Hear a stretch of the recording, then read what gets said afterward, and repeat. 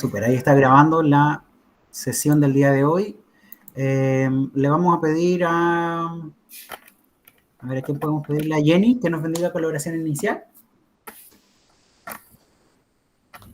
Ya. Padre, te damos gracias por esta hora, Señor, por estar nuevamente juntos y dispuestos a recibir de tu instrucción, de tu palabra, de tu corrección, de tu sabiduría, Señor, de tu entendimiento. Te pido especialmente por la entrega de la enseñanza de hoy día, que prepares nuestras mentes, nuestros corazones, que hables a cada uno de nosotros en forma personal y también como hijos tuyos, Señor, como iglesia. Te damos gracias por Alex, por el equipo, Señor, por cada uno, por la disposición, por el tiempo, y permite que podamos estar tranquilos, concentrados, Señor, y disfrutar de este tiempo aprendiendo de tu palabra y tu revelación, Señor. Gracias en el nombre de Jesús. Amén. Amén. Muchas gracias. Como bien saben, el día de hoy vamos a revisar el libro de Job. El libro de Job es el libro más largo que hemos revisado en la historia de los inductivos. Muy probablemente no vamos a poder abordar todo en solo una sesión, pero recordemos que la intención del estudio bíblico inductivo en realidad no es sí es examinar todo el libro, pero el principal objetivo es establecer algunas cosas que nos van a servir para poder poner en práctica algunos principios y algunos elementos importantes del contexto histórico del libro para poderlos llevar a la práctica en nuestras propias vidas cotidianas. ¿Ya? Entonces, si no vemos algunos detalles, como que, por ejemplo, el libro de Job nos muestra muchísimos siglos antes de que se teorizara respecto de el ciclo del agua, el libro de Job ya hablaba sobre el ciclo del agua, o sobre que la Tierra está suspendida sobre la nada en el universo.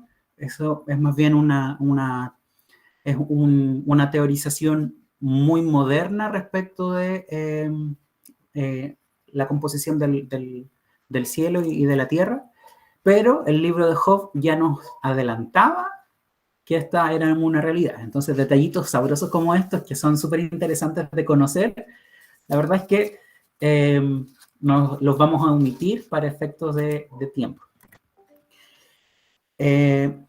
Lo primero que quiero mencionar respecto del libro de Job es cuáles son los objetivos de esta sesión. Vamos en primer lugar a revisar cuáles son los antecedentes bibliográficos del libro.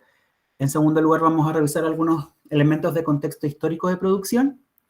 Vamos a revisar la estructura general del libro, muy general si es que alcanzamos. Vamos a introducir el trabajo en interpretación y vamos a establecer las últimas tareas del inductivo número 3.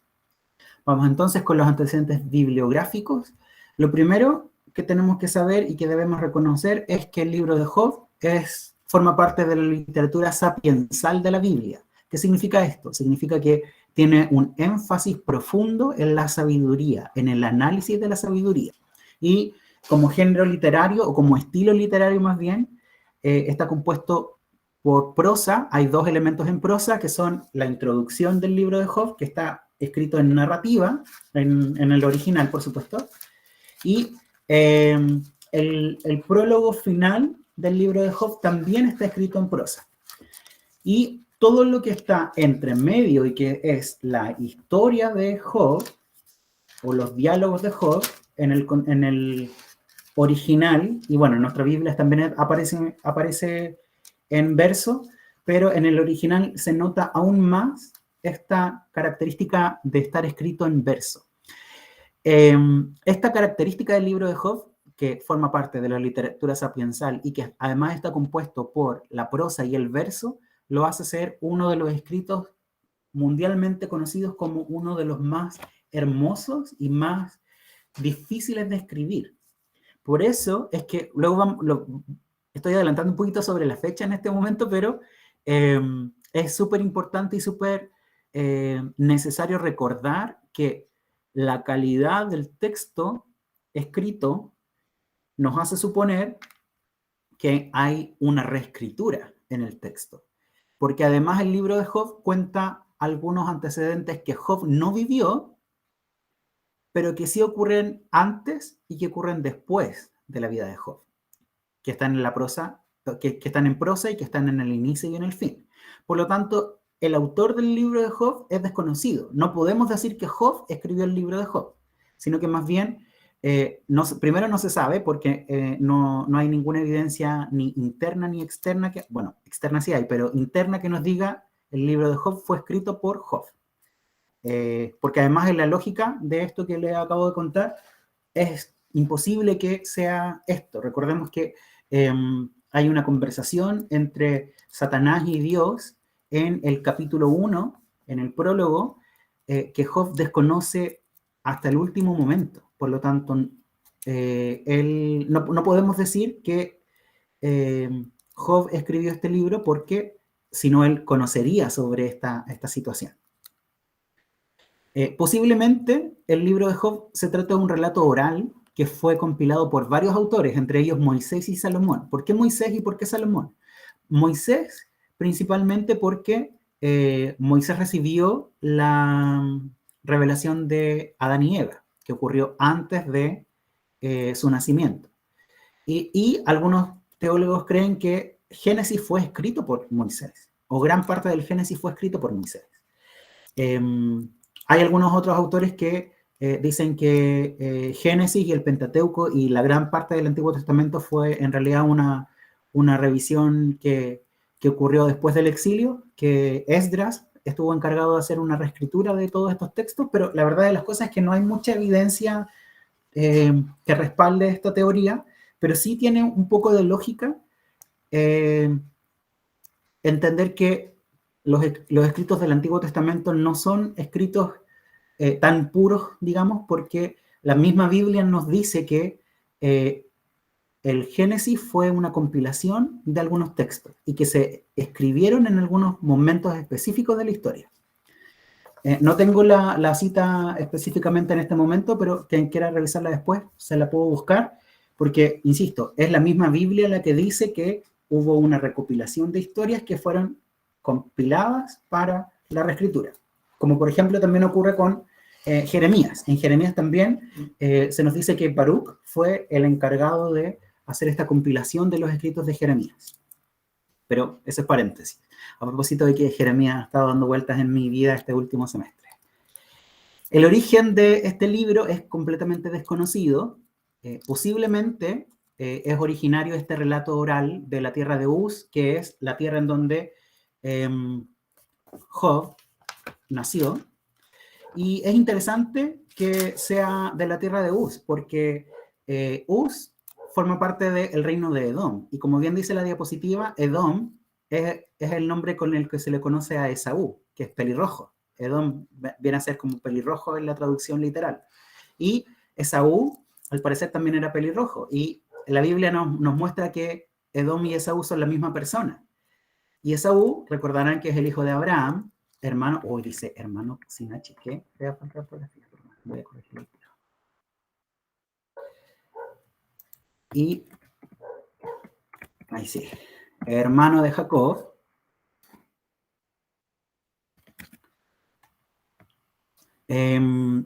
Y recordaremos que toda la historia bíblica después de estos dos hermanos se centra en Jacob y sus hijos. Que Jacob luego cambia de nombre y es llamado Israel, y las 12 tribus, y José, y todo lo que conocemos, proviene de Jacob, hijo de Abraham. Pero Esaú sigue estando en la historia, sigue siendo parte del pueblo hebreo, sigue siendo parte de la historia mundial universal. De hecho, la Biblia nos enseña que Esaú fundó el reino de Edom, o los principios del reino de Edom, y que Job proviene de este lugar. Luego vamos a profundizar un poco en esto porque es sumamente interesante todos los análisis que podemos hacer respecto de esta tierra de Uz. La fecha, como bien les había comentado antes, es desconocida. Probablemente se trata de un relato oral que circulaba en la época de los patriarcas, pero que ocurrió, que fue, al igual que todos los escritos de la cultura oral que se transmitían de generación en generación, de boca en boca, fueron compiladas en algún momento de la historia. Posiblemente ocurrió con Salomón. Hay algunas otras teorías que hablan sobre esto que les contaba de que fue Esdras. Luego vamos a ver también eso más adelante. Pero personalmente creo que si ocurrió un compilado fue en la época de Salomón, porque recordemos que la época de Salomón se caracteriza por la gran explosión de sabiduría que había por causa de la gran sabiduría que tenía Salomón. Nikos. Creo que ese es el origen, ahí donde dice Esaú, hijo de Abraham, mi hermano Jacob, es un poco, confunde un poco. No sé, yo me confundí un poco y me dio un flash. Porque hijo de Abraham, hijo de Isaac, o sea, Isaac es hijo de Abraham y los hijos de Isaac es Jacob y Esaú. Entonces está como un poquito, da un poquito confusión, creo yo, no sé. No sé si los otros lo entendieron bien. O sea, se entiende que, o sea, puse ahí hijo de Abraham porque viene de la misma raíz, pero sí, tiene sentido que no es hijo de Abraham, sino que es nieto de Abraham. Ya, sí es. Yo me confundí por eso. Sí, no, pero la intención de escribir... Igual me habría dado confusión. Sí, no, pero la intención de colocar que es un hijo de Abraham tiene que ver directamente con esta idea de reconocer que forma parte del linaje de Abraham, pero que no forma parte de esta línea temporal que sigue la Biblia con el pueblo de Israel. Ya. No podemos decir que Job es israelita, no podemos decir que Job es judío, porque nace de otra rama. Recordemos que los judíos, claro, dicen que Abraham es su padre, pero que en realidad nace desde la línea genealógica de Jacob.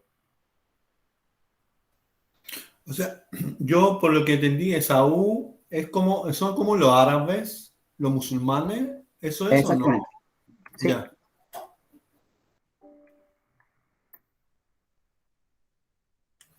Ok, seguimos entonces. El destinatario es desconocido. Recordemos que nuevamente que se trata de un relato oral y si nosotros entendemos que en el contexto del estudio bíblico inductivo el destinatario escribe un texto para un grupo determinado historiográfico, no podemos asegurar que el libro de Job fue escrito para los judíos a pesar de que está en los escritos judíos.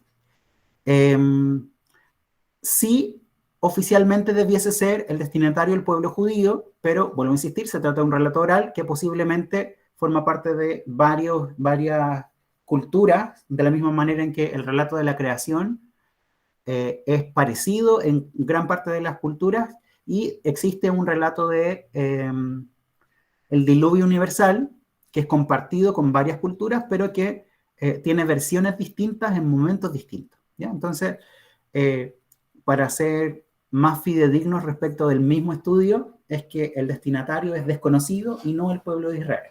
Porque bajo esa misma lógica, el destinatario seríamos nosotros mismos. Seguimos entonces. Seguimos con los antecedentes bibliográficos del libro. En primer lugar, vamos a revisar las temáticas del libro a muy grueso modo. Quiero avanzar con lo demás porque van a haber hartas cosillas que van a ser sumamente interesantes y que son súper sabrosas de revisar. Pero en grandes rasgos, las temáticas del libro, por una razón evidente, son la sabiduría de Dios versus la sabiduría humana, la soberanía de Dios, la bondad y la justicia de Dios. Una de las temáticas del libro también es Satanás y el sufrimiento o el problema del sufrimiento. Quienes quieran profundizar un poco más al respecto, les recomiendo la lectura de C.S. Lewis, que tiene un libro que se llama El problema del dolor, que es súper sublime, que es muy lindo, tiene un poco de lenguaje súper complejo a veces, pero es súper interesante el cómo él plantea la idea del sufrimiento. Pero no nos vamos a detener ahí porque nos vamos con los antecedentes historiográficos o los antecedentes históricos. Y en la evidencia externa nos vamos a... Bueno, en realidad es una mezcla de evidencia externa con interna. Los primeros dos puntos los primeros 3 puntos en realidad son exclusivamente evidencia externa, y el 4 y el 5 son un poco de mezcla entre evidencia externa y evidencia interna. Recordemos que la evidencia externa forma parte, o vamos a entender como evidencia externa todos aquellos elementos extra bíblicos que vienen a complementar lo que la Biblia nos dice y la Biblia nos enseña, y los elementos internos de evidencia interna son aquellos que podemos revisar directamente de la Biblia sin ninguna intervención de un tercero.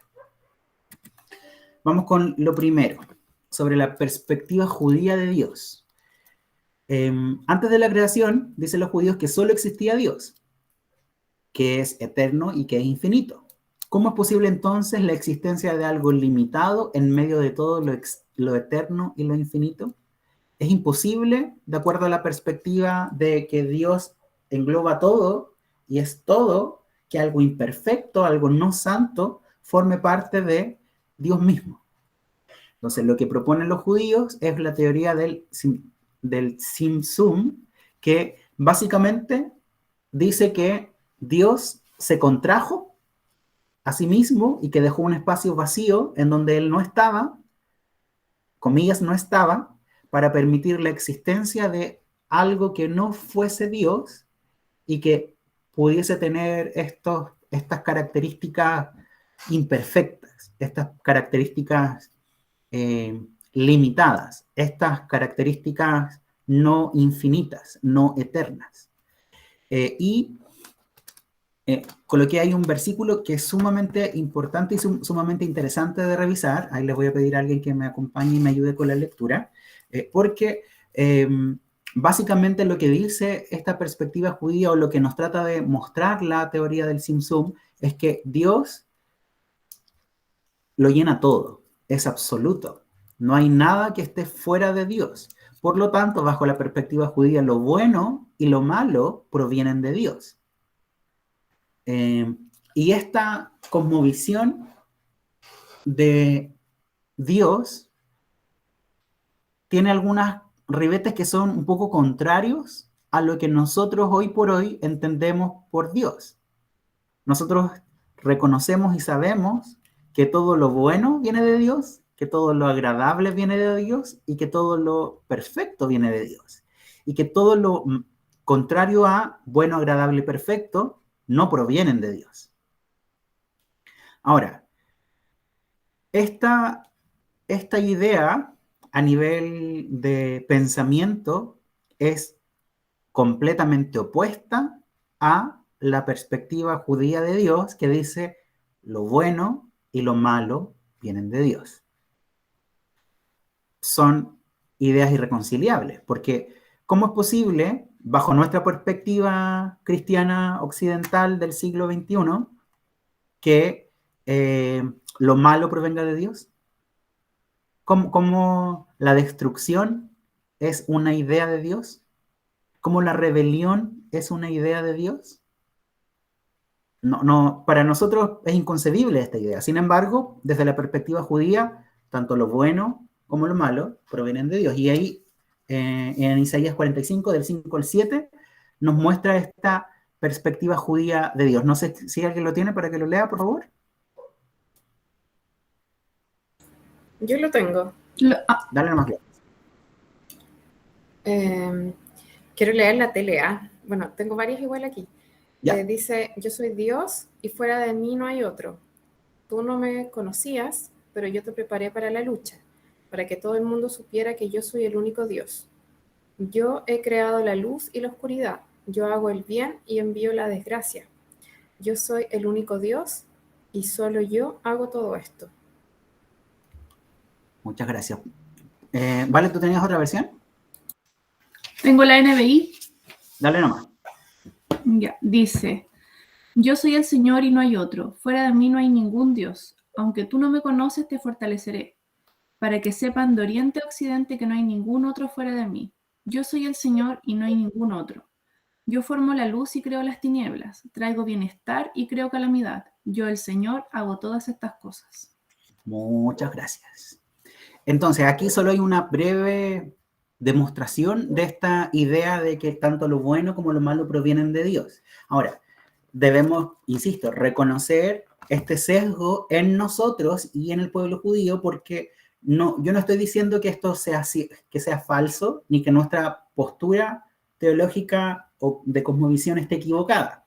Lo que yo estoy diciendo es que son perspectivas completamente opuestas, y cuando yo entiendo que en el mundo judío lo bueno y lo malo provienen de Dios, entonces para ellos no hay ninguna contradicción cuando ocurren todas estas manifestaciones de ira de Dios en el Antiguo Testamento. Y que para nosotros nos complican demasiado porque, vuelvo a insistir, bajo nuestra perspectiva judeocristiana del siglo XXI, de Occidente además, Dios es el origen de todo lo bueno, de todo lo malo y de todo lo perfecto, y cualquier cosa que esté fuera de estas tres características no vienen de Dios. ¿Por qué creemos esto? Porque la misma Biblia nos enseña en el Nuevo Testamento que esto es una realidad. Ahora, vuelvo a insistir, no estoy diciendo con esto que la teoría o la perspectiva judía sea una perspectiva equivocada, ni tampoco estoy diciendo que nuestra perspectiva occidental actual está equivocada, ni es mejor que la de la judía. Simplemente son perspectivas distintas por la experiencia que cada uno de nosotros tiene respecto de las experiencias con Dios. Ahora, ¿estas perspectivas son conciliables en algún momento? Sí, las podemos forzar un poquitito y decir, ok, sí es cierto de que Dios es eterno, de que es completo, que es infinito y que Él está en todo. Eso nosotros lo conocemos como, se me olvidó la característica, si alguien me ayuda con el nombre, es omnipresente, omnisciente, todo, omnipotente y todos los omnis que conocemos respecto de Dios.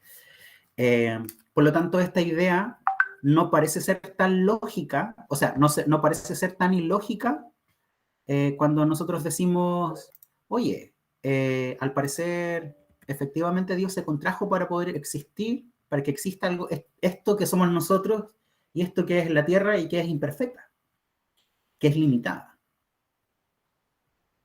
Esto, por supuesto, nos da pie a muchas herejías y a muchos otros elementos que hacen una fusión de cosas y que, no sé, hay algunas, leí un Twitter el otro día a propósito de que uno de los candidatos citó mal la Biblia, que había una profesora de religión que le dijo a un estudiante que ella creía que los dinosaurios se extinguieron por causa del meteorito y que en ese meteorito venía Adán y Eva y que como ese meteorito chocó con la Tierra, los minerales que no existían en la Tierra se esparcieron sobre la Tierra y que ese era el origen de la humanidad y que la Tierra originalmente era pensado solo como un planeta que iba a ser algo así como un jardín y nada más.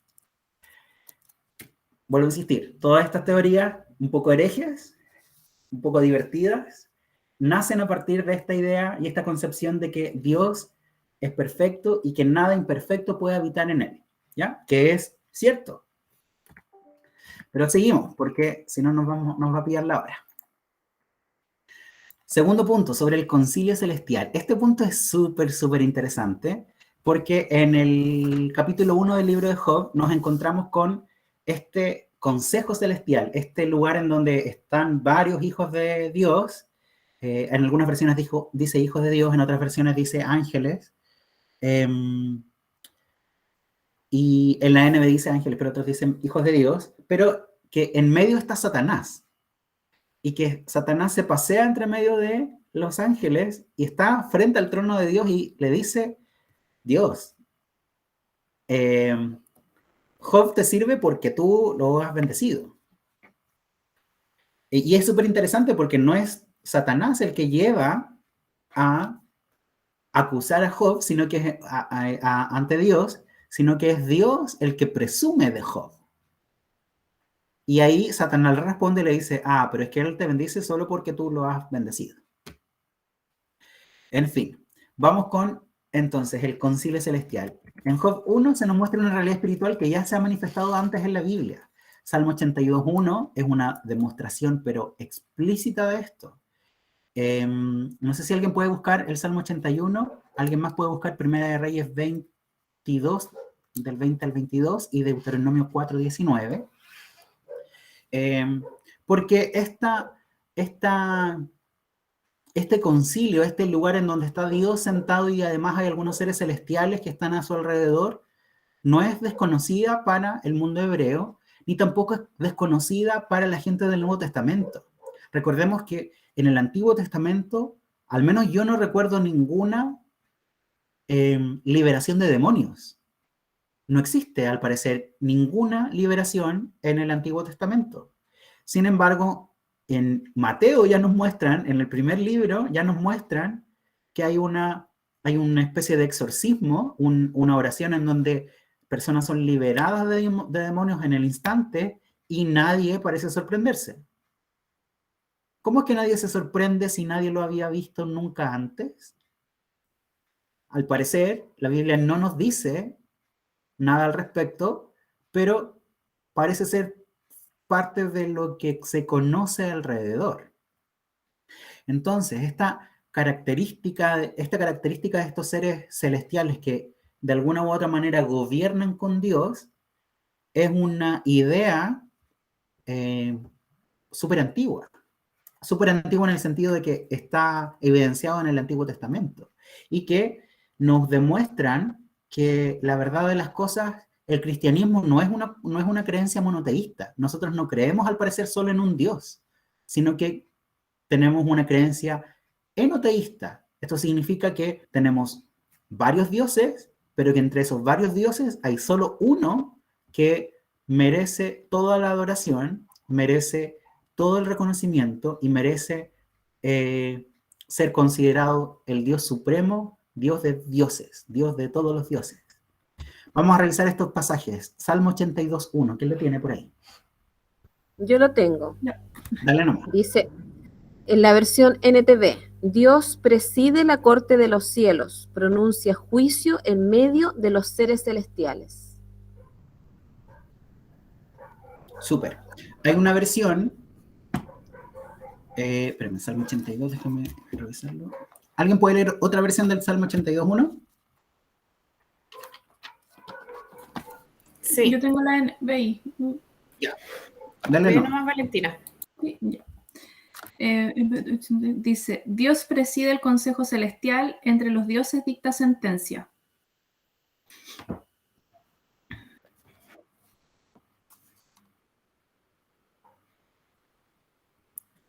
Súper. Aquí, en una versión un poco más literal, dice Elohim con mayúscula, preside el consejo celestial, entre los Elohim con minúscula, dicta sentencia. No tenemos tiempo en este momento para ¿Se refiere a dioses, Ale? ¿Ahí sí, se refiere a dioses? Sí. Sí. Exactamente. Y de hecho, en la NBI habla de dioses con minúscula. Sí. Pero en el literal, o en una Biblia un poco más textual, dice Elohim preside el consejo celestial entre los Elohim. Y les recomiendo, para quienes tengan interés en revisar esto, vamos a adentrarnos solo un poquitito más en los siguientes versículos y en la siguiente diapositiva. Pero el proyecto Biblia tiene todo un estudio sobre los seres celestiales. Ahí hablan del concepto de Elohim, quién es Elohim, hablan de los ángeles, hablan de los demonios, habla de este concilio celestial. De hecho, esta imagen que está en la diapositiva forma parte del video de Mundo Celestial o Mundo Espiritual que hace el proyecto Biblia, que es sumamente interesante. Vamos, Primera de Reyes 22, 20 al 22. ¿Quién lo tiene?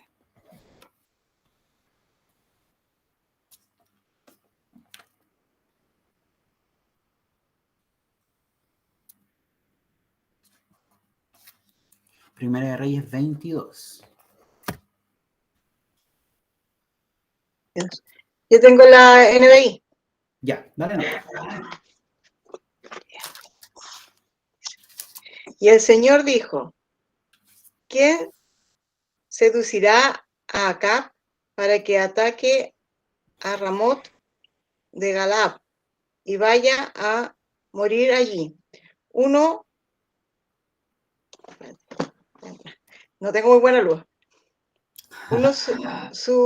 Uno sugería una cosa y otro sugería otra. Por último, un espíritu se adelantó, se puso delante del Señor y le dijo, yo lo seduciré. ¿Por qué medios? Preguntó el Señor. Y aquel espíritu respondió, saldré y seré un espíritu mentiroso en la boca de otros, sus profetas. Entonces el Señor ordenó, ve y hazlo así, que tendrás éxito en seducirlo. Perfecto, muchas gracias. Aquí tenemos nuevamente esta evidencia de que existe al parecer, concilio celestial que toma decisiones, que hace cosas que están de acuerdo o no de acuerdo con Dios y que Dios utiliza para llevar a cabo sus juicios.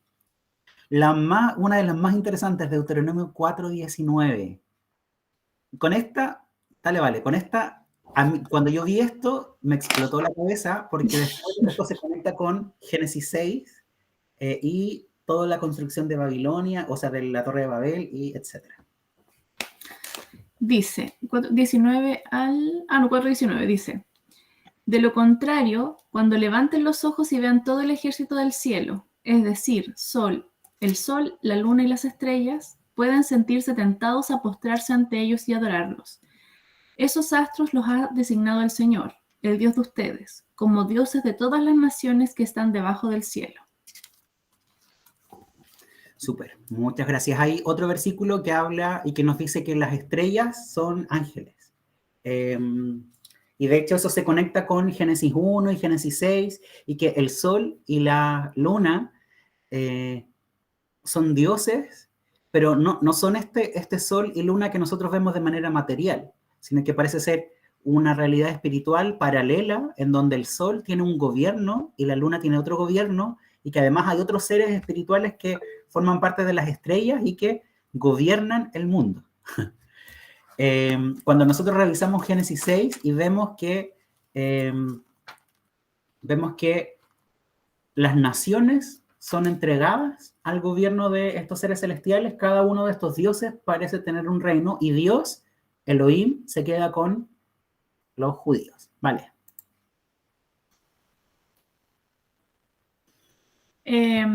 Ya, tengo una duda. Como hemos hecho todo esto así como de ver la parte espérate, se me fue la palabra. Como el contexto histórico de dónde son escritos, etcétera, etcétera, etcétera.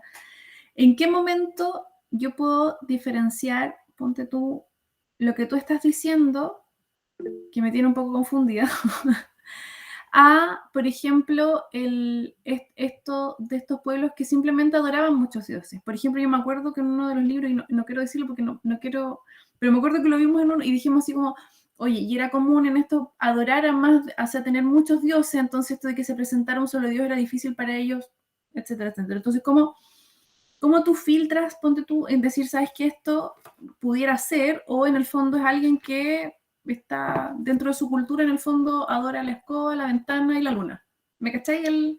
Porque todavía no logro conectar tanto con lo que estás diciendo. Sí, lo que pasa es que es harta información. Y harta información controversial un poco a veces. Antes de darle la palabra a Iranita, quiero hacer esta distinción en que hay algunos seres que parecen tener alguna personalidad en particular, y cuando tienen una personalidad en particular podemos asociarlo con una deidad espiritual. No es que adoren simplemente a la silla porque es una silla, sino que es porque en realidad pasa algo con esta silla que parece tener algo que hacer.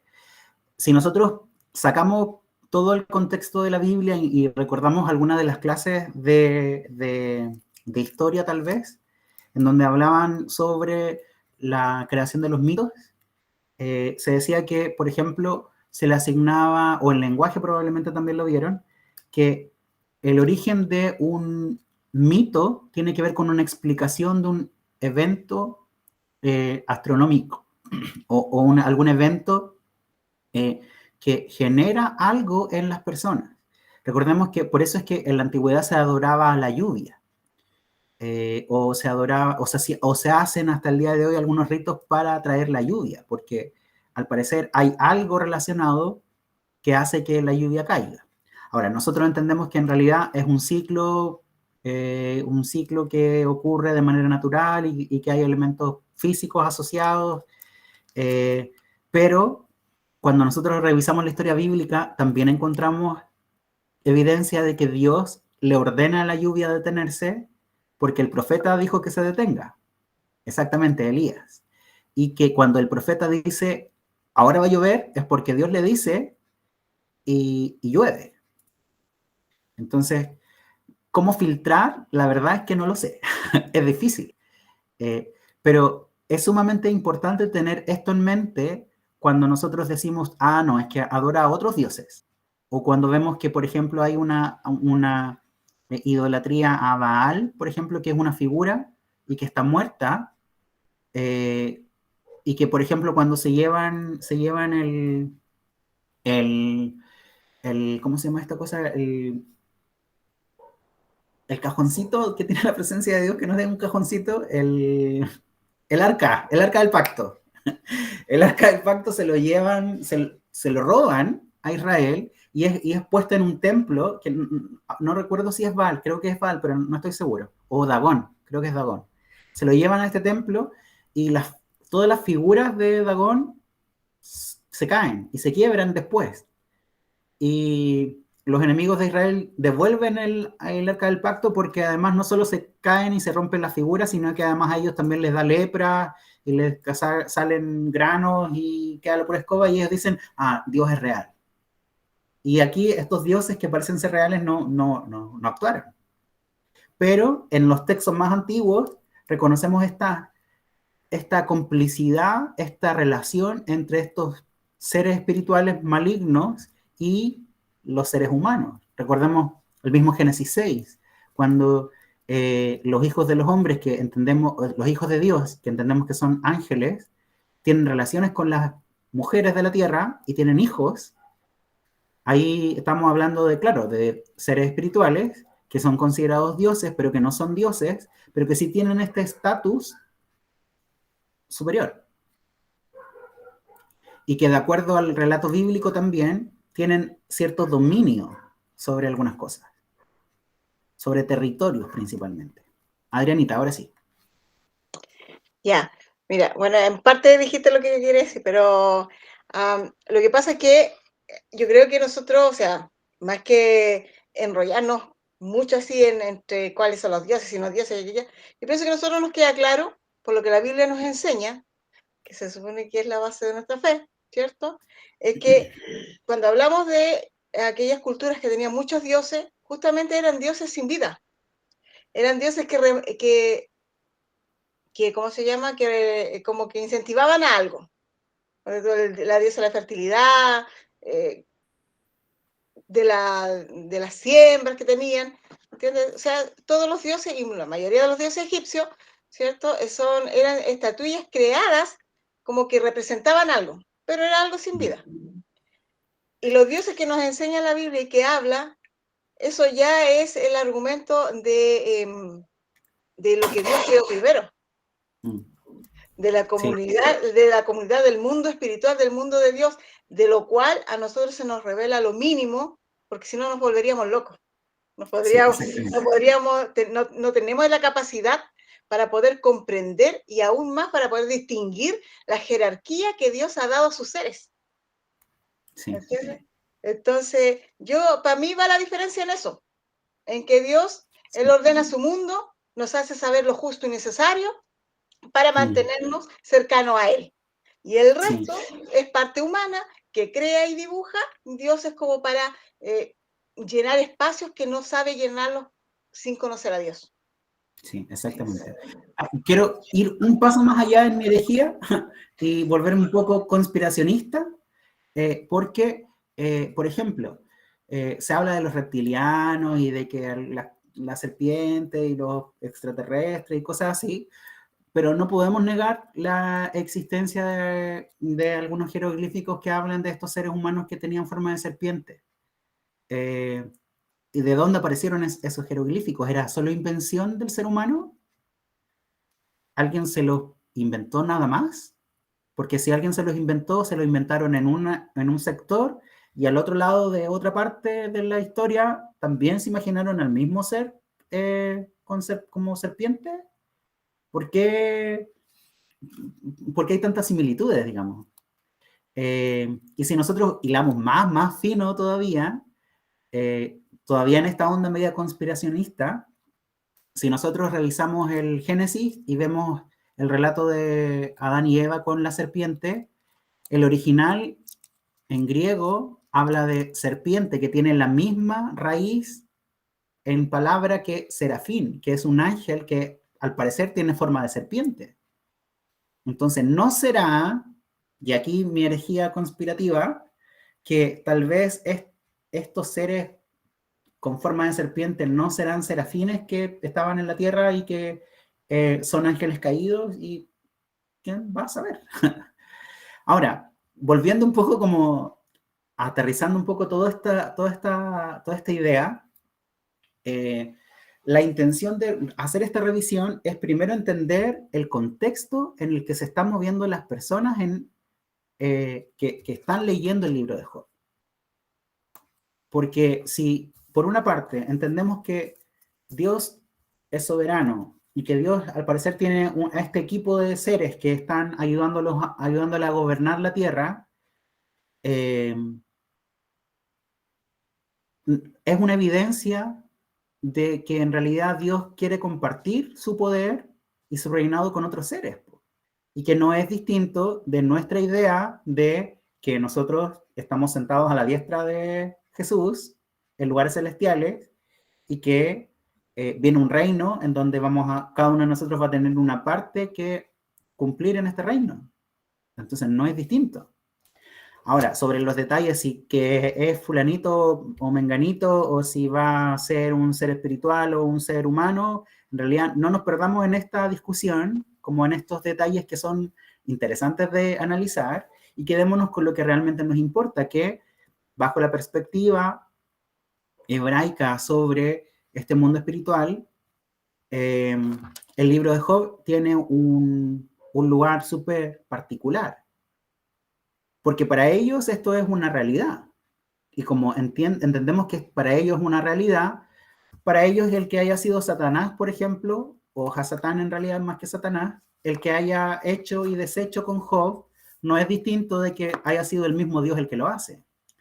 Y aquí nos vamos a poner un poco aún más, quizás herejes, porque en realidad Hasatán, que es la persona que aparece en Job 1 y que nuestra Biblia en NBI dice Satanás, no es un nombre, es un título.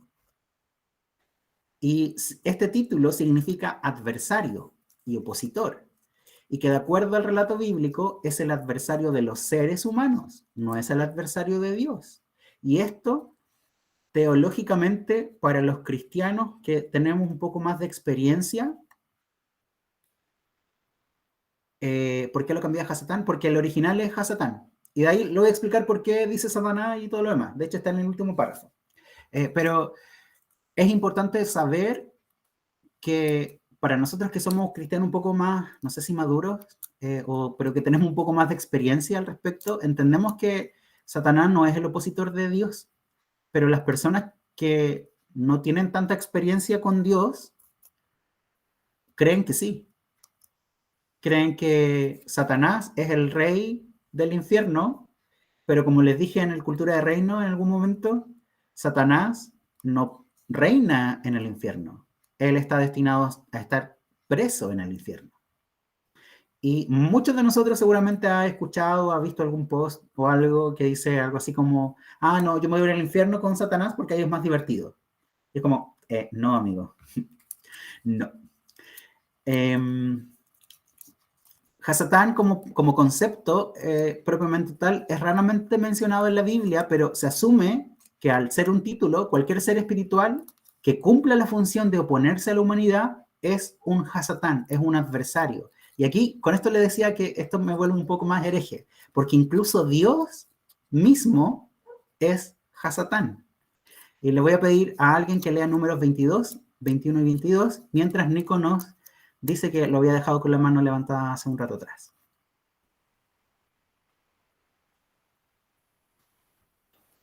¿Leo?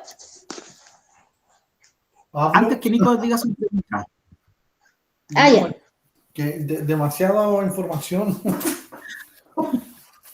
y muchas teorías. Súper interesante todo el tema. Hasatán dice acá, ¿por qué lo cambiaste a Hasatán? Hay un versículo en el Nuevo Testamento que Jesús dice: si tú no entiendes lo terrenal, ¿cómo quieres que te enseñe lo celestial? Entonces, Lo dice Nicodemo. ¿ah? Sí, entonces nosotros somos muy pequeñitos, yo creo, para esa cosa. Es interesante. Sí. Es verdad. Yo lo entiendo apenas y se los quiero compartir porque este conocimiento me ha ayudado a mí a entender que cuando la Biblia habla sobre algún tema en particular, no es inocente respecto de lo que quiere decir. Que todo tiene una explicación de fondo que es muchísimo más profunda que simplemente la Biblia lo dice, o la Biblia está escrito en la Biblia. Claro, tú tomaste haya sido... Exactamente. Todavía estamos hablando de ese concilio. O sea, ha pasado como 41 horas y estamos todavía en el capítulo 1 y sobre la presencia de la conversación de Satanás con Dios. Nada más. Y un tip, así, una cosa así como un dato freak, como se dice. La Génesis, cuando habla de los hijos del... O sea, que los ángeles bajan en la tierra y tienen hijos con las mujeres y esos hijos como que tienen como cosas sobrenaturales, como poderes sobrenaturales, ¿cierto? Uh-huh. O sea, yo no sé más o menos la cronología de donde está escrito, pero yo que conozco mitología griega, o sea, es impresionante la similitud. O sea, porque los dioses de Olimpo bajaban y tenían relaciones con las mujeres y salían los semidioses. Entonces, a mí, yo leo esos versículos y a mí me vuelve la cabeza cómo puede ser. Ahora me va a decir, todo está cerca, ahí relacionado, todo cerca, porque de ahí como que empieza a surgir la vida, pero hay una certeza entre todo eso. O sea, no puede ser que todo es... puede ser todo al azar. No puede ser al azar. O sea, sí. Una verdad común al ser humano que fue tergiversada, dañada por Satanás. Simplemente habría explicaciones diferentes de la persona según la cultura y cómo lo veían las personas en ese lugar, ¿me entiendes? Entonces, pero que pasaron, esas cosas pasaron. Sí o sí. Sí o sí. Claro, exactamente. Ahora sí, nos vamos con la lectura de números 22. Y esta lectura es solo para demostrar que incluso Dios puede ser adversario al ser humano. Y si es adversario, se le puede asignar el título de Hasatán del Antiguo Testamento. Dale nomás a Daza. Primero, antes de leer, quiero decir que hoy, si fuera posible, una segunda clase así como la de Daniel, sería fantástico, sobre todo para mí. Ya, ahora leo. Así Balaam se levantó por la mañana y enarboló su asna y fue con los príncipes de Moab. Y la ira de Dios se encendió porque él iba, y el ángel de Jehová se puso en el camino por adversario suyo. Iba pues él montado sobre su asna y con él 2 criados suyos. Estoy leyendo la Reina Valera. Sí, perfecto. Ya.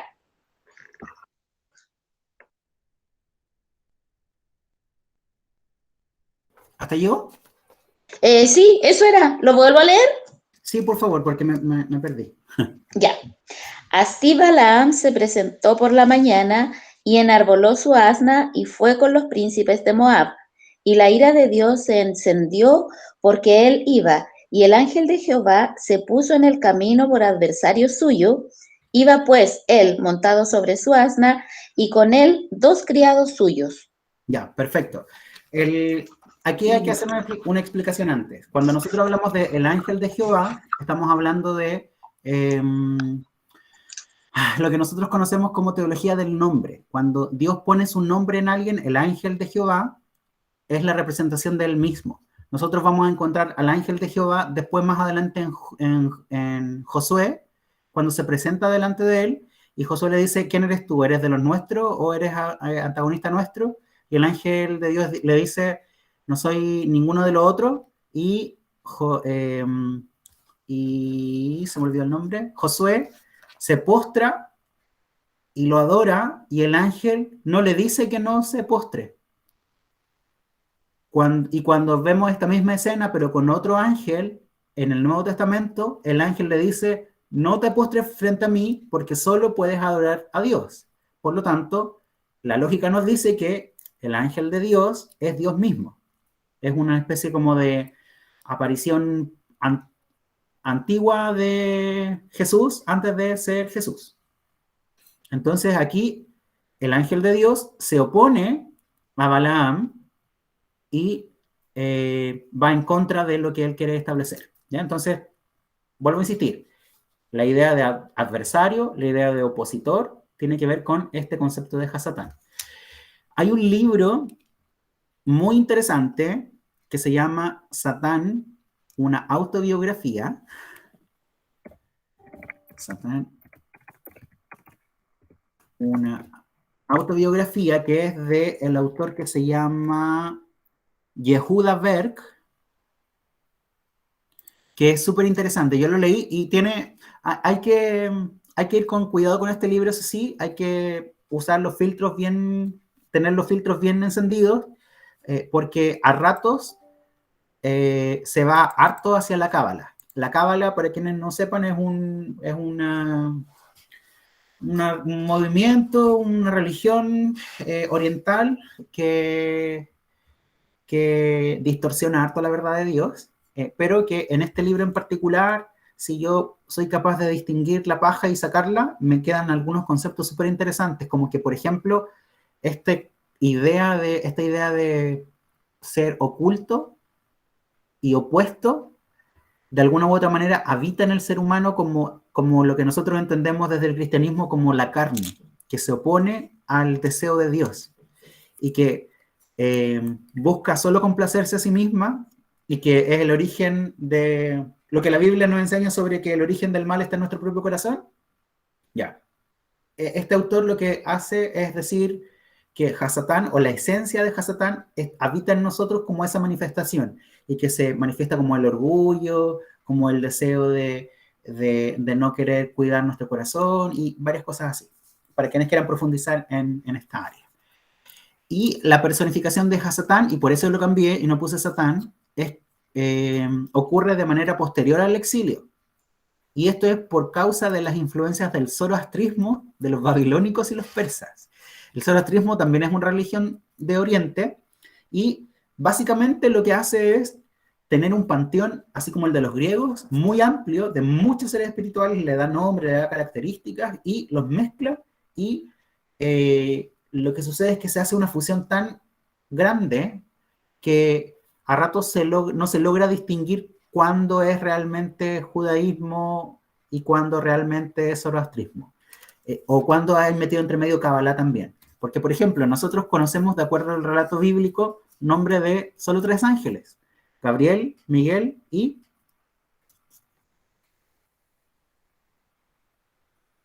Miguel y Gabriel, no más parece, ¿no?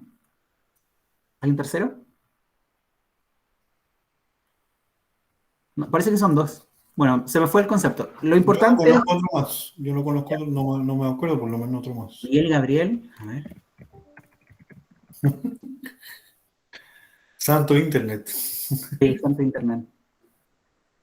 Gabriel, claro, Miguel.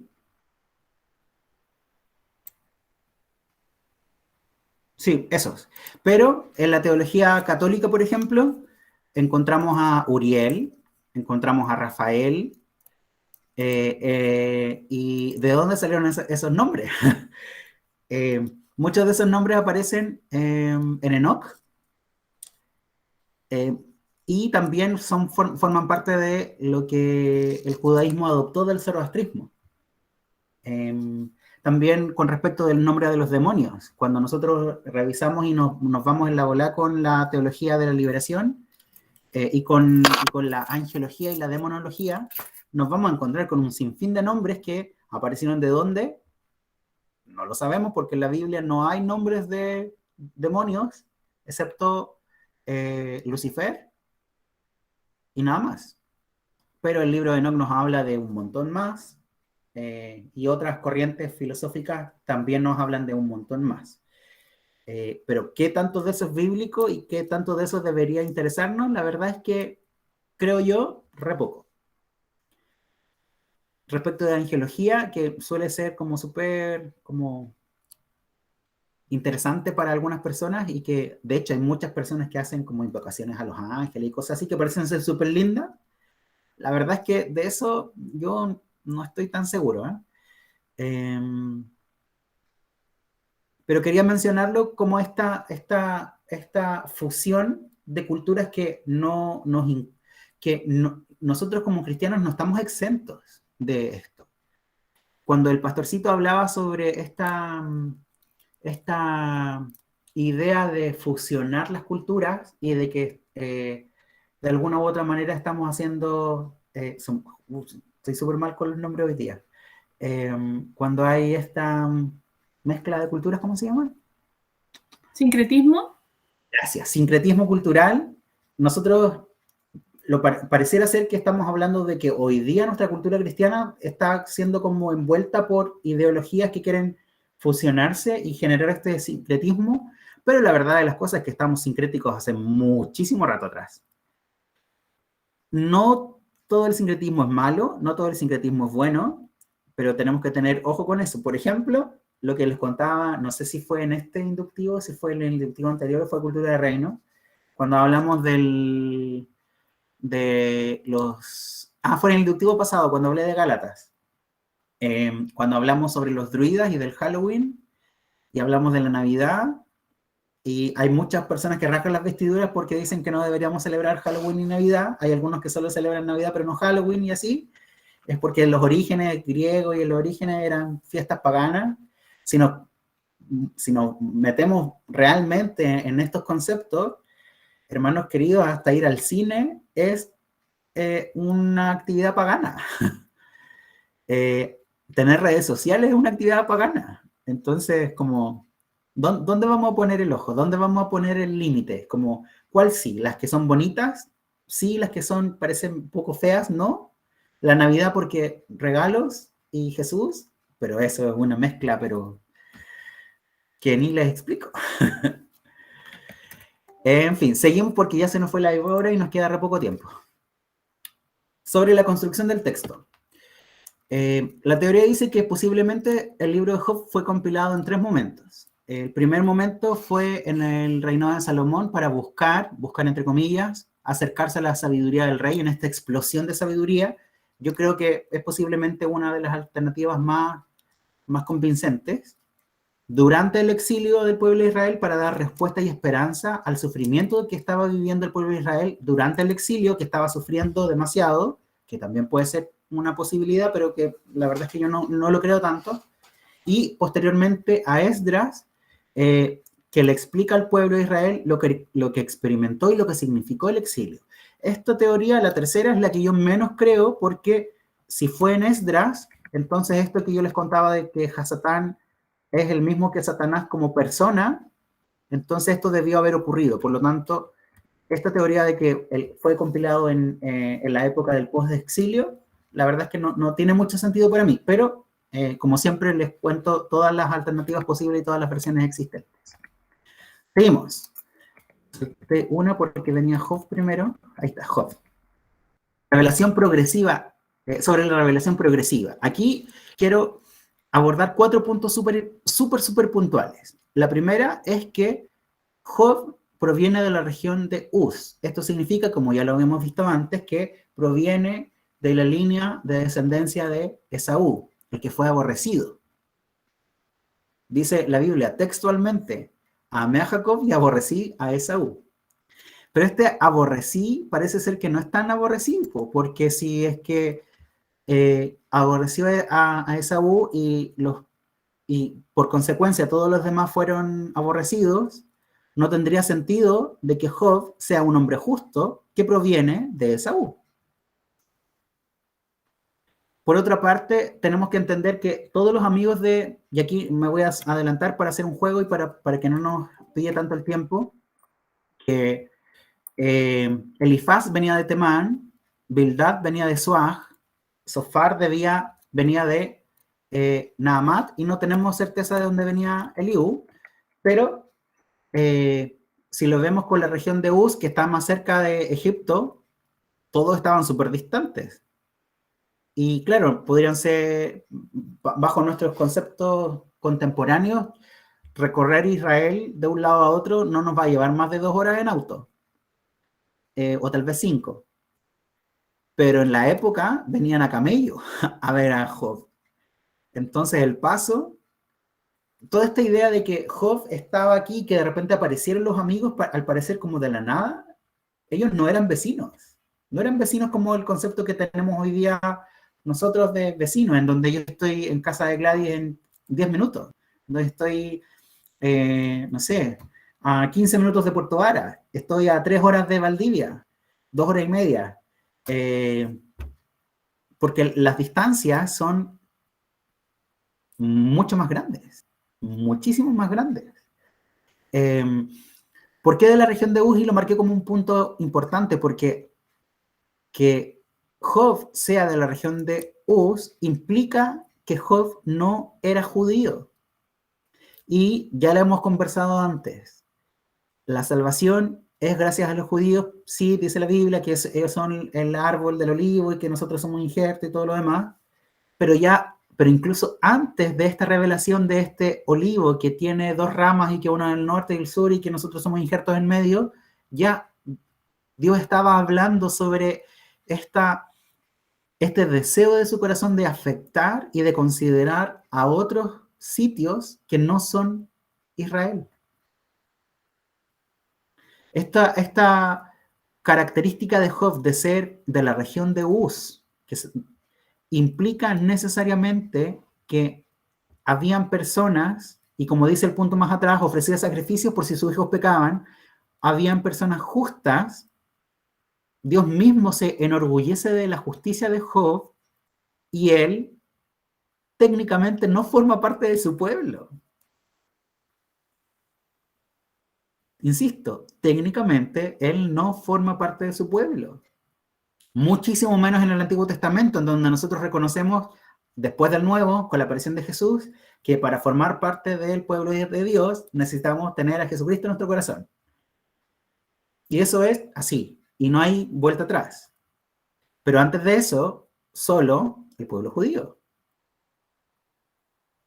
Pero, insisto, Job no era ni judío.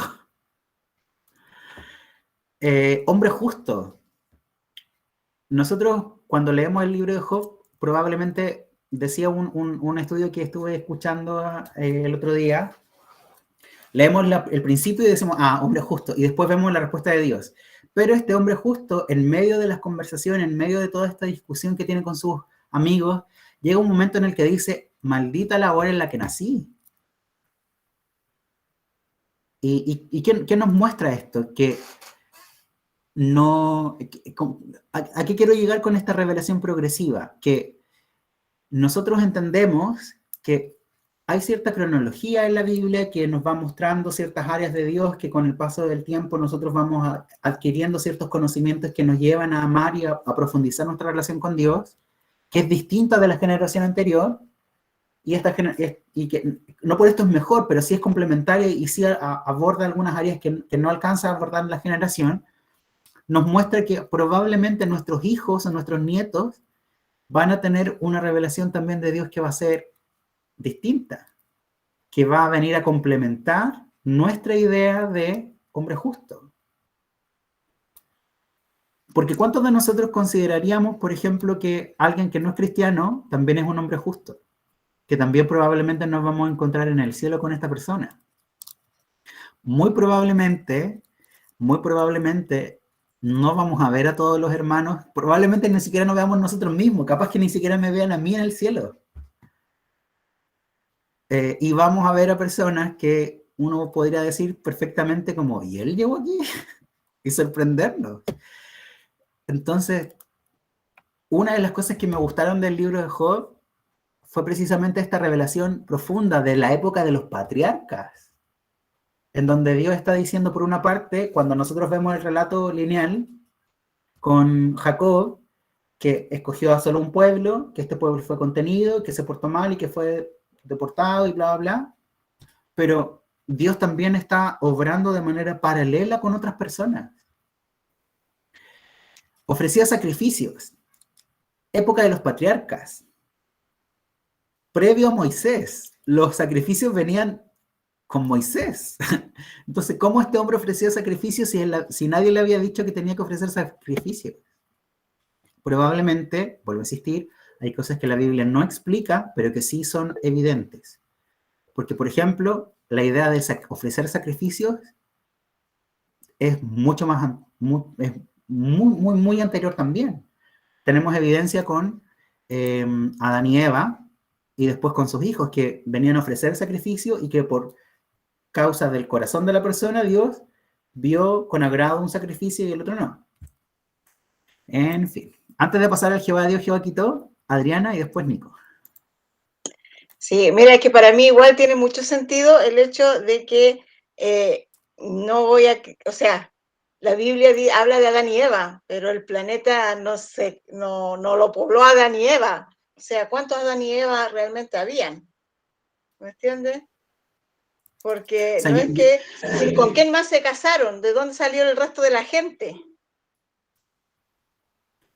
Sí, La Biblia tampoco te especifica exactamente eso. que hay más Adán y Eva. Yo con esa idea no comulgo mucho, pero sí entiendo este sentido de que en realidad no somos únicos, en el sentido de que no somos exclusivos. Que exactamente, a eso voy. No es exclusiva para un grupo de personas en particular. Que ninguno de nosotros podría decir, el pueblo de Dios somos nosotros nomás. Exacto, y los que piensan exactamente. Como yo. Es que por lo mismo, o sea, Dios inspiró a ciertas personas para escribir sobre cierto pueblo que caracterizaba el resto de las personas, ¿me entiendes? Pero eso no significa que Dios no haya tenido relación a lo mejor con otras personas. Recuerda que solamente Dios conoce el corazón de cada uno de nosotros y es por eso que no sabemos quién llega y quién no llega. Exactamente. Exactamente. Nikos. No, es que yo no entiendo por qué te quedas en la región de Uz y de Job.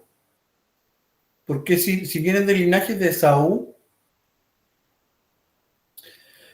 era hermano de Jacob y por hecho hijos de Isaac, ¿cierto? Entonces, el Dios de Isaac era el Dios el Dios de Abraham, el Dios de Isaac y el Dios de Jacob. Entonces, Esaú igual tenía el mismo Dios. Sí. Y Jacob igual probablemente tenía el mismo Dios. Entonces, no entiendo por qué. Porque lo que pasa es que la Biblia nos habla sobre este concepto de que Dios amó a Jacob y aborreció a Esaú. Nos habla también de esta idea de que hay un pueblo que está apartado y que hasta el día de hoy contiende con el pueblo de Dios que es Israel, y que son los hijos de los dos hijos de Abraham, que uno es reconocido como hijo legítimo de Abraham y el otro, a pesar de que no ser reconocido en la actualidad como hijo legítimo, para la época sí era un hijo legítimo porque nació en un contexto súper específico. ¿Por qué hago por qué me quedo con la región de Uz y por qué es importante, creo yo, este énfasis en la región de Uz? Porque la historia del pueblo hebreo nos muestra que Abraham es el padre y que después de Abraham viene Isaac y después viene Jacob, y de Jacob hacia abajo, no de Jacob hacia el lado. Sí, no sé, mira, yo no sé si hay preferencia, pero creo que ahora eso es algo personal, ¿ah? Es como nosotros somos cuerpo de la iglesia y cada uno tiene su función, igual con los pueblos de la tierra. Sí, es que, mira, mientras pensaba en esto, se me acaba de iluminar una idea que tal vez tenga sentido, porque tal vez para nosotros esta idea hoy no es para nada algo extraño, pero para la generación anterior, nosotros recordemos que en Chile no existe una distinción entre los hijos, son todos hijos. Sin embargo, hasta hace pocos años atrás, no sé cuántos en específico, habían hijos que eran legítimos y habían hijos que eran ilegítimos. Los hijos legítimos tenían, ante la ley, ciertas ventajas que los hijos ilegítimos no tenían. Pero, gracias a Dios, hubo ahí un ajuste de la ley y que hoy, para nuestra generación, no existe diferencia entre un hijo dentro del matrimonio versus un hijo fuera del matrimonio, o de un primer matrimonio o un segundo matrimonio, sino que en realidad son todos hijos y punto final. Y que por eso, gracias a Dios, para nosotros esto no es un conflicto, pero para nuestras generaciones anteriores era un temazo que una mujer quedara embarazada antes de casarse y que no se case a pesar de tener un hijo. Entonces, vuelvo a insistir, revelación progresiva. Hay algunas cosas que para nosotros son naturales, como por ejemplo esto que tú estás diciendo que en realidad no debería ser un problema de discusión, pero que para el contexto sí lo era, porque de hecho, incluso en Chile, hasta una generación atrás, era temazo, Adasa. Ya, no sé si voy a hablar fuera de contexto de lo que se está hablando ahora, pero yo escribí unas ideas que al leer Job y al escuchar el segundo video de Proyecto Biblia, vinieron a mi cabeza. Dice, las voy a leer como las escribí. Dice, el deseo de Dios de ampliar la salvación, ¿cierto?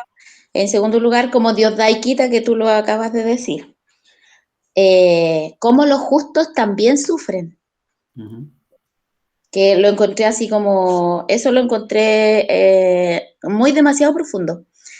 Que Job no asumió tan simple la desgracia que le ocurrió, porque generalmente a uno le predicaban así que como que uno tenía que ser sumiso como Job, que Job aceptó todo, poco menos que callado, pero Job hablaba con Dios y le reclamaba todo el tiempo, o sea, fue la mayor parte del libro es como, ¿por qué? Hasta maldijo el día que nació, o sea, que no existiera ese día, dijo. Pero él lo hizo solo con el Señor, o sea, con Dios. Y dice que a pesar de todo su dolor, no avaló los comentarios que le hizo su esposa y los amigos, así como achicando a Dios. No sé si me adelanté mucho porque eso sale más adelante, pero nunca él les avaló ni les quiso así como llevar el amén en que achicaran o ensuciaran la imagen de Dios. Y lo último, insisto con una clase más. Eso. Último punto, gracias Adasa, le diste en el clavo precisamente a todas las preguntas de interpretación que vamos a tratar de hacer con los chiquillos. Último punto, porque de verdad ya estamos lejitos y debería haber terminado hace mucho rato. Jehová dio, Jehová quitó. Si nosotros leemos la historia de principio a fin, Jehová dio, pero Jehová no quitó. Fue Hasatán, fue Satanás el que quitó. Por lo tanto, otra vez, revelación progresiva. Job nunca supo que no fue Dios el que le quitó.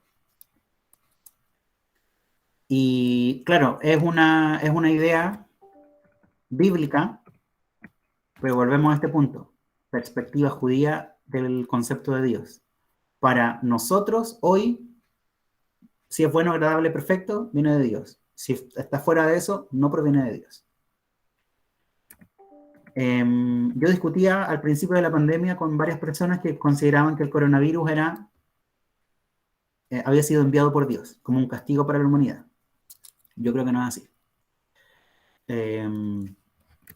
¿Dios lo permitió? Sí. ¿Dios está usando esto para algo bueno? Por supuesto que sí. Pero bajo nuestra cosmovisión, insisto, occidental del siglo XXI, esto no es nada coherente con lo que entendemos de Dios. Para la perspectiva judía, por supuesto que sí, porque tanto lo bueno como lo malo vienen de Dios. ¿Es un conflicto que podemos resolver? No. ¿Puedo vivir con eso? Perfectamente. No me estreso. Y respecto de lo que decía Daza sobre estas características, volvemos a los antecedentes del libro. El libro en general nos va a hablar de sabiduría, nos va a hablar de la soberanía, nos va a hablar de la bondad, nos va a hablar de Satanás, nos va a hablar del sufrimiento, y es sumamente importante saber y reconocer que el libro de Job no nos explica por qué los justos sufren. Solo nos dice, Job sufrió y era justo. Y como bien decía Adasa, el segundo video del Proyecto Biblia que habla de estos libros de sabiduría nos hace también este análisis de que no estamos exentos. Y otra vez vuelve a mi cabeza esta idea de exclusividad que tenemos a veces. Y que en algunas áreas parece ser súper sencillo de eliminar. Nosotros sabemos por experiencias que ninguno de nosotros está libre ni del pecado, ni de las tristezas, ni de las calamidades. Y pareciera ser que en esa área, y solo en esa área, entendemos esta característica de que no somos exclusivos. Pero cuando se trata de honrar a las personas, ahí sí nos volvemos un poco más exclusivistas. Se nos hace mucho más fácil, tal vez, perdonar a nuestros amigos y a nuestros hermanos de la iglesia que perdonar a un no cristiano. Se nos hace un poco más fácil tener paciencia con los hermanos de la casa, con los hermanos de la iglesia, pero no se nos hace tan fácil, yo mismo, me es fácil tener paciencia con los no cristianos y entenderlos, pero con los cristianos que son un poco más tradicionalistas, créanme que lucho mucho con ellos. Y conmigo mismo respecto del trato con ellos. Entonces, ¿dónde está esta exclusividad? ¿Cómo impartir gracia de manera transversal? ¿Y cómo hacer que la gracia triunfe sobre el juicio sin que eso me perjudique como ser humano, que me traiga dolor a mí? Porque eso tampoco Dios lo quiere. Y ahí nos vamos en profundidades, pero ya estamos muy, muy lejos del tiempo. Voy a dejar fuera el análisis de los amigos de Job.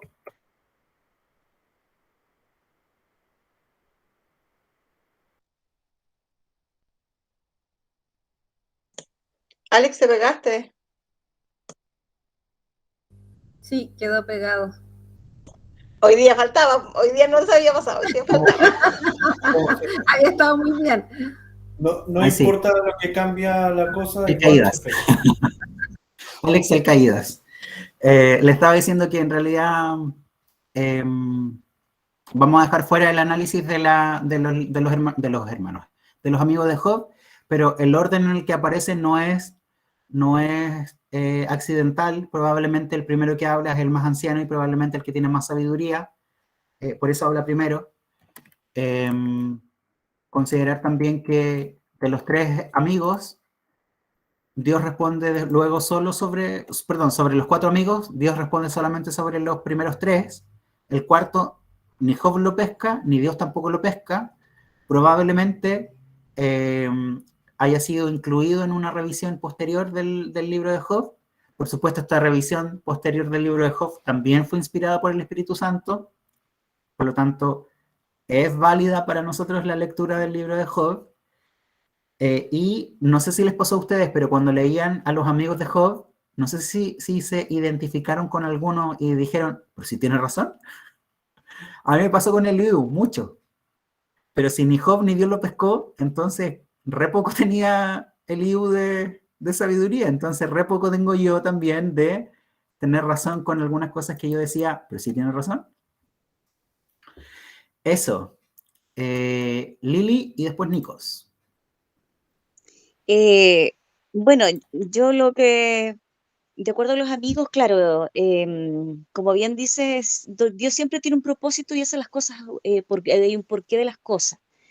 Si bien, claro, los amigos decían que quizás tú pecaste, por algo ocurrió, porque era común que eso ocurra. Entonces, estaba dentro de la costumbre, quizás dentro del conocimiento, que ellos piensen eso, porque así era.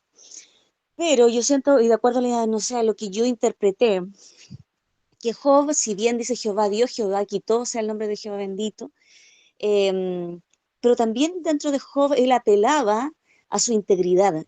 Entonces él decía, pero Dios, yo soy justo, o sea, ¿por qué a mí me toca? Entonces esto, o sea, no es justo. Entonces ahí yo siento donde Dios también dice, pero tú hiciste esto, tú hiciste el cielo, tú le dices, le dices a tal, obedece y obedece. O sea, ahí también le hace reconocer a Job que independiente a su integridad, él es Dios. Y él dice las cosas y las cosas son hechas, como por ejemplo yo un día veía una película de esto, el reino otomano, donde en este caso el rey, el que está a cargo, o sea, él se lo obedece. Entonces, si vamos a lo humano, entonces la imagen de Dios es lo mismo. Uno, en el fondo, si Dios quiso eso, es eso.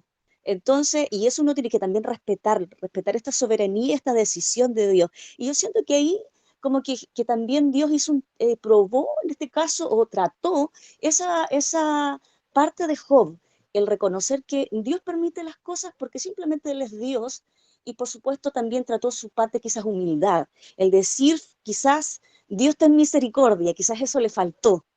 Entonces, porque él apelaba siempre a su defensa, sí está bien, pero yo soy justo, o sea, yo, mi integridad, y todo ese rato, por eso que los amigos también se enojaban con él, pero porque le decían, pero ¿cómo? Siempre te estás defendiendo. Entonces, para mí, mi enseñanza, eso es como que lo que rescaté, porque eso, la soberanía de Dios, que lo que Dios dice, eso es, y Él dice, y Él se le debe obedecer. Y Job simplemente le faltó como más reconocer esa parte, ser más humilde y decir, Señor, ten misericordia de mí. Yo no sé si estoy tan de acuerdo con todo lo que dice Lili, porque Dios mismo, antes de que pase todo, dice que Job es justo. Entonces, Sí, cuando está Job bien. dice yo soy Eso no lo justo, discuten. no está diciendo una mentira. Sí. Respecto de lo que tú dices sobre que hay una consecuencia, claro, de hecho, los discípulos también le dicen a Jesús un día, como, este que está ciego, ¿por qué está ciego? ¿Pecó él o pecaron sus padres? Porque la lógica del Antiguo Testamento es que el pecado es producto de una acción que alguien cometió y que es por eso. Entonces, con Jesús esto se acaba y se corta porque él dice, no, aquí no pecó nadie, aquí esto está así para la glorificación de Dios, para la gloria de Dios. Entonces, que hayan algunas condiciones o situaciones, por ejemplo, si alguien tenía lepra o tenía alguna enfermedad, era porque había pecado él o había pecado su familia. Entonces, si yo digo hoy día, no, yo me enfermé, yo estuve resfriado, por ejemplo, el fin de semana, gracias a Dios no fue COVID, fue porque pequé, como, o sea, sí, pequé en el sentido de que no fui un buen administrador de mi cuerpo porque mi resfrío, sé clarísimo por qué me ocurrió, que fue por un enfriamiento y por varias malas decisiones que tomé, y claro, legalmente sería porque pequé, pero en realidad es por un pecado o es porque me pasé de frío a pesar de que sabía que tenía que ponerme más ropa, no me puse más ropa. Entonces ahí, y es sumamente interesante además el cómo es distinto el reconocer que efectivamente lo bueno y lo malo vienen de Dios, o Dios lo aprovecha para el bien nuestro, pero vuelvo a insistir, nuestra cosmovisión hoy día nos dice, si es bueno, agradable y perfecto, el origen es Dios. Entonces, esto entra en oposición a esta idea judía de que todo lo bueno y lo malo vienen de Dios. Y claro, nosotros no podemos negar esto porque efectivamente Dios es el origen de todo. Pero Dios como persona en sí, la verdad es que yo no estoy de acuerdo, y por eso no quiero decir que tú estés mal, ni que yo esté bien, Lo que quiero decir es que a mí me hace un choque en la cabeza esta idea de asociar lo malo con Dios, porque es distinto decir Dios permite algo a que Dios lo manda, a que Dios lo diga así. Porque sí, efectivamente Dios es soberano y Él obra de acuerdo a la justicia que es superior a la nuestra, porque Él ve cosas que nosotros no vemos, pero el punto está en que no es lo mismo decir Dios lo permitió a Dios lo ordenó. Porque si yo digo Dios lo hizo porque Él lo quiso, estoy convirtiendo a Dios en un tirano. Por ejemplo, y lo pongo en algo súper práctico. Por ejemplo, el fallecimiento de un bebé. Cuando yo digo Dios lo quiso, estoy diciendo Dios quería... Oh, se me corta el internet, parece. No, ahí está, sí estoy. Estoy diciendo implícitamente, no en las palabras que estoy usando, estoy diciendo, cuando digo, por ejemplo, no, es que Dios lo quiso así, es como, qué malo que es Dios, porque me dio a una persona para amar, pero me lo quitó. ¿Y para qué me lo dio si me lo iba a quitar? Entonces, insisto, decir Dios lo quiso, Dios lo permitió, me va a hacer que mi idea, mi concepción de Dios sea completamente distinta, porque yo personalmente creo que Dios no provoca lo malo. Entendiendo la cosmovisión occidental, sí, porque si nos vamos a leer, claro, viene de él todo. Por ejemplo, Abraham, cuando probó la fe de Abraham, también él vio la obediencia, que Abraham sí estaba dispuesto a entregar a su hijo, le dice, para, porque él obviamente, pero sí, yo siento que, es como por ejemplo uno lo relaciona en lo terrenal, siempre cuando es un buen trabajo, el doctor le dice, oye, excelente tu trabajo, te felicito, pero siempre la persona trata de mantener la humildad, pero si se le sube el ego, por ejemplo, no es como bien visto. Yo, por ejemplo, me doy cuenta en mi trabajo, sí, Liliana, pero aquí, por ejemplo, despiden a trabajadores que son muy buenos, los pueden despedir. Entonces, claro, se ve como tiranía en la parte terrenal, pero yo siento que en la parte, bueno, cada cual tiene su interpretación, por supuesto. Entonces, claro, para mí no es que sea tirano, sino que para mí simplemente yo me doblego una imagen que es Dios. Para mí es eso. Y no Sí, va a resultar tirano su no, decisión. por supuesto, pero el punto está en que el choque proviene cuando yo analizo los contextos, porque cuando Dios le pide a Abraham que sacrifique a su hijo, no le pide porque sí, se lo pide porque es un rito común en la región. Y Abraham no pone ningún pero, no porque él sea fiel a Dios nada más, sino que no pone ningún pero porque le parece lógico que si los demás dioses a su alrededor le están pidiendo a las personas que sacrifiquen a su hijo, que este Dios que él está aprendiendo a conocer le diga, oye, ven y tú sacrifica a tu hijo, para él no es una novedad, para él no es algo distinto porque todos los demás ya lo habían hecho. La novedad o lo nuevo está en que Dios interviene en el final y le dice, no lo mates, porque ninguno de los otros dioses aparecía para decirle no lo mates. Entonces, la prueba en realidad no era llevarlo a matar, la prueba era no matarlo, por el contexto. Entonces, vuelvo a insistir que los contextos son sumamente importantes de analizar porque, vuelvo a insistir, considerar a Dios como un gobernante supremo y que es soberano, no, o sea, comúnmente lo asociamos a la idea que nosotros tenemos de rey humano de la época medieval, en donde sí era un tirano, en donde sí obraba con soberanía absoluta, pero que era tirano igual. Y considerar a Dios un tirano es una herejía. Entonces, como en mi perspectiva súper personal, y ahí te encuentro toda la razón al respecto, asociar características humanas porque es la única forma en la que yo tengo de asociarlo, no me parece tan cómodo en mi perspectiva personal porque para bien o para mal, todas las concepciones que yo tengo de Dios nacen de mis figuras humanas. La paternidad de Dios es por causa de lo que yo experimenté con mi papá, la bondad de Dios con lo que experimenté con mi mamá, la libertad con lo que experimenté con mi familia, la soberanía con respecto de los reyes, y que reyes solo hemos tenido humanos, y la verdad de las cosas es que no todos han sido muy buenos, entonces, porque incluso los buenos han tenido algunas cosas malas, pero Dios no tiene nada malo. Entonces, ¿cómo hacer que toda esta información, todas estas ideas comulguen en paz? Es sumamente difícil, y no porque entendamos que al final de cuentas el origen siempre es Dios y que de él viene lo bueno y lo malo.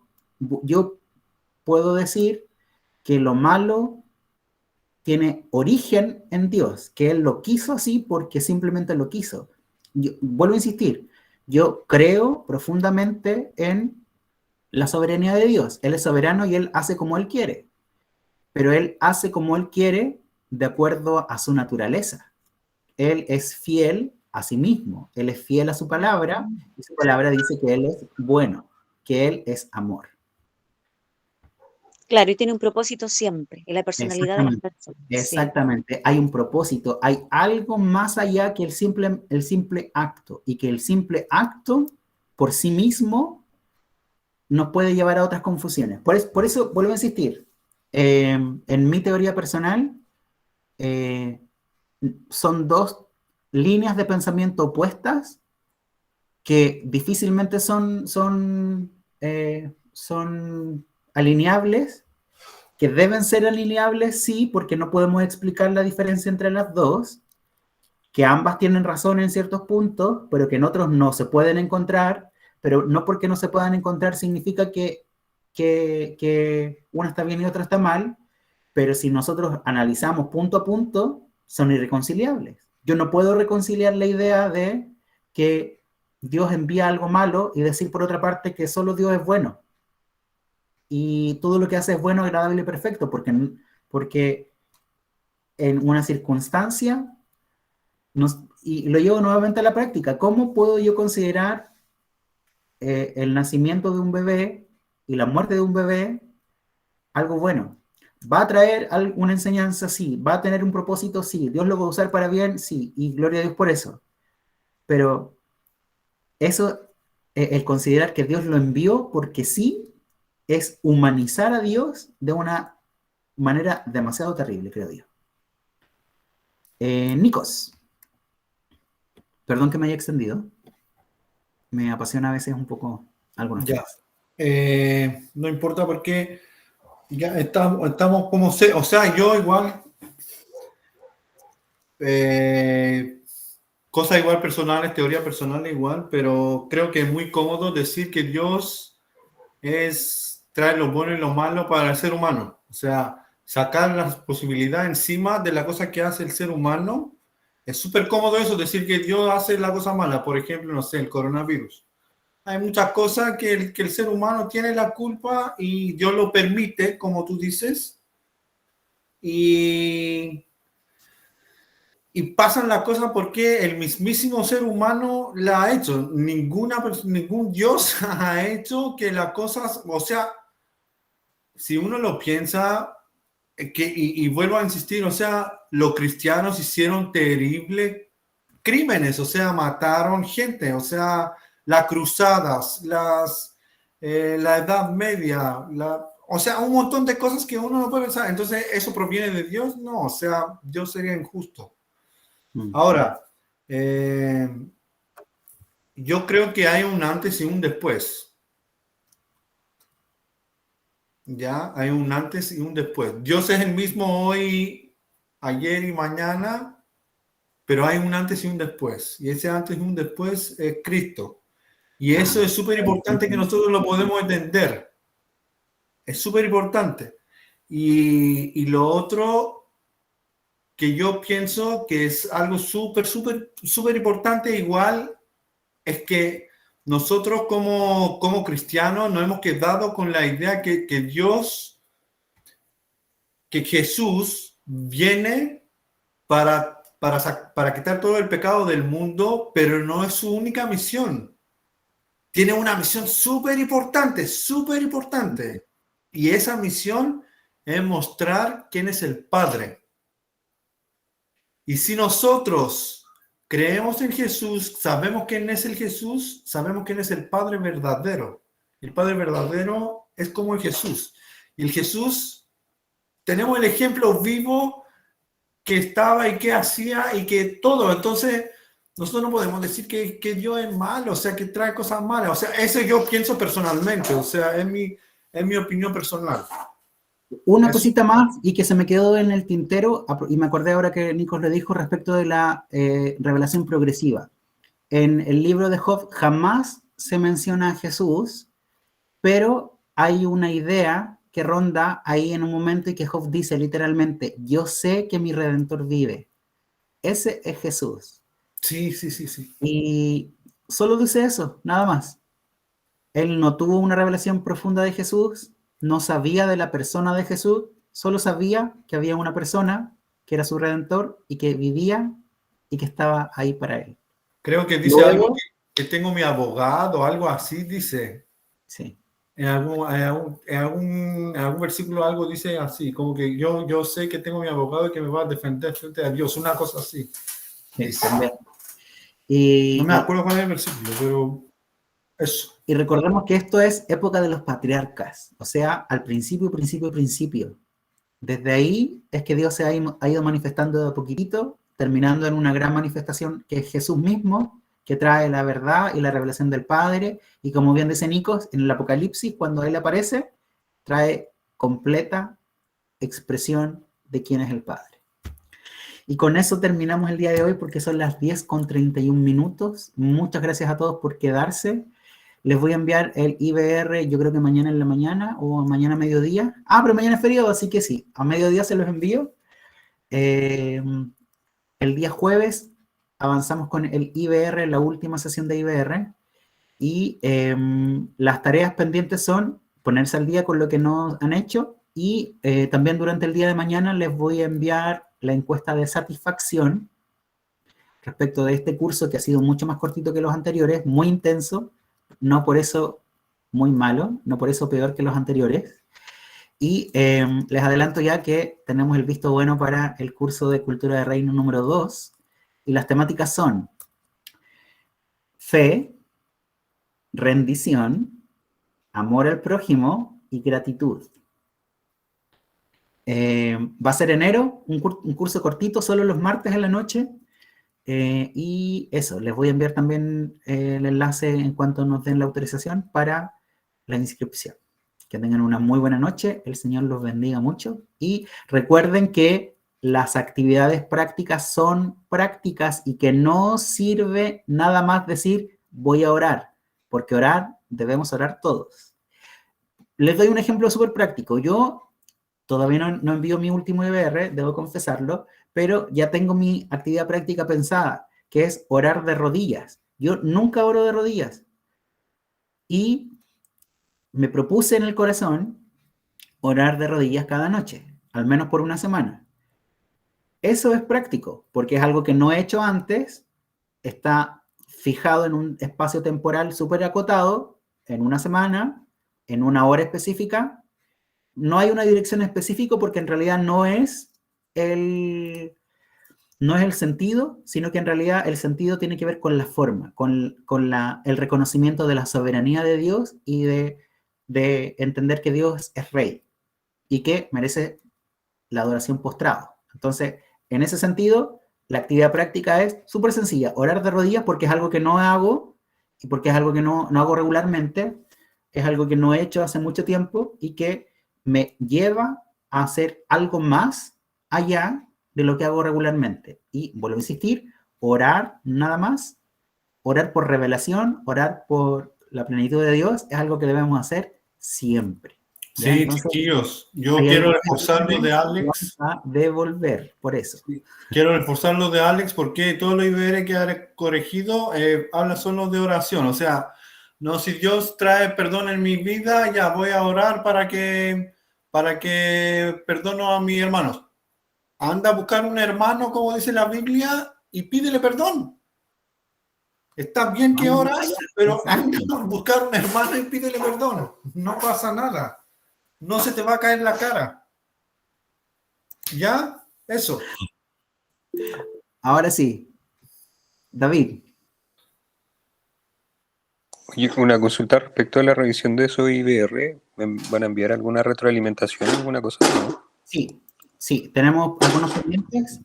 Les quiero contar, eso sí, que la nómina que les habíamos enviado al principio la modificamos porque habían algunas personas que ya no están con nosotros en el IBR, o sea, en el curso, y tomamos la decisión de que todos iban a recibir la retroalimentación de todos los profes. Todos nosotros vamos a revisarles un IBR, al azar ahí nos vamos a mezclar. Eso también para que los profes tengamos una equidad respecto de cuánto corregimos. Porque, por ejemplo, Paula corrigió 9 IBRs que le llegaron en el primer libro y yo corregí 3 que me llegaron. Entonces, obviamente Paulita se llevó todo el trabajo adicional y fue como, qué injusto para ella que tener que revisar 9 siempre y yo solo 3. Entonces, en ese sentido, todos nosotros vamos a revisarles al menos un IBR y van a recibir la retroalimentación. ¿De quién? Usted no se preocupe, usted mándalo nomás al correo del estudio bíblico. Nosotros nos encargamos de distribuirlos entre nosotros y de enviarles la retroalimentación. Sí, no se preocupen con los que están tardíos, respondan la encuesta de satisfacción de todas maneras y nosotros les hacemos llegar la retroalimentación. Yo personalmente me he atrasado harto. Estoy con cierre de semestre, entonces no me he dado tiempo, la verdad, pero prometo ponerme al día mañana que es feriado. Eso, ahora sí, muy buenas noches. Que el Señor me los bendiga. Que el Señor los bendiga. Muchas gracias a todos. No coman. Chao.